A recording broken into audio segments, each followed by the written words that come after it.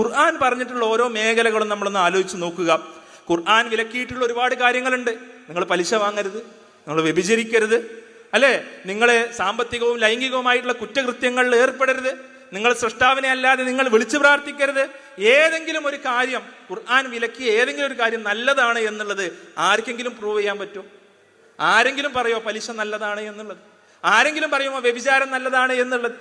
അല്ലെ, അതേപോലെ തന്നെ ഖുർആൻ അനുശാസിച്ച എന്തെങ്കിലും കാര്യങ്ങൾ നിങ്ങൾ നിർബന്ധമായും ചെയ്യണം എന്ന് കൽപ്പിച്ച കാര്യങ്ങൾ, നിങ്ങൾ സൃഷ്ടാവിനെ വിളിച്ച് പ്രാർത്ഥിക്കണം, അല്ലെ, സൃഷ്ടാവിന് ജീവിതം അർപ്പിക്കണം, നിങ്ങൾ കളവ് പറയരുത്, നിങ്ങൾ ആളുകൾക്കിടയിൽ നീതി പാലിക്കണം, നിങ്ങൾ മാതാപിതാക്കളോട് നന്മ ചെയ്യണം, നിങ്ങൾ കുടുംബബന്ധം പുലർത്തണം.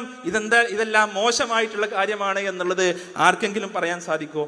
ലോകത്ത് ഒരുപാട് ഗ്രന്ഥകാരന്മാർ വന്നു പോയിട്ടുണ്ട്, ലോകത്ത് ഒരുപാട് ഗ്രന്ഥങ്ങൾ വന്നു പോയിട്ടുണ്ട്, അല്ലെ.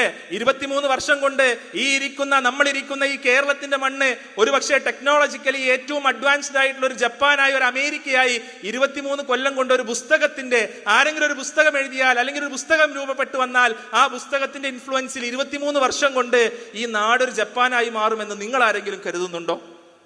എന്നാൽ ലോകത്തിലെ ഒരുപക്ഷെ ഏറ്റവും ചരിത്രത്തിലെ ഇരുണ്ടതായ കാലഘട്ടമായി രേഖപ്പെടുത്തപ്പെട്ട ഒരു കാലഘട്ടത്തെ ലോകത്തിലെ ഏറ്റവും തെളിച്ചമാർന്ന വിസ്മയിപ്പിക്കുന്ന ഒരു കാലഘട്ടമാക്കി മാറ്റിയത് കേവലം 23 വർഷങ്ങൾ കൊണ്ടാണ്. അതുതന്നെയാണ് വിശുദ്ധ ഖുർആന്റെ ദൈവികതക്കുള്ള,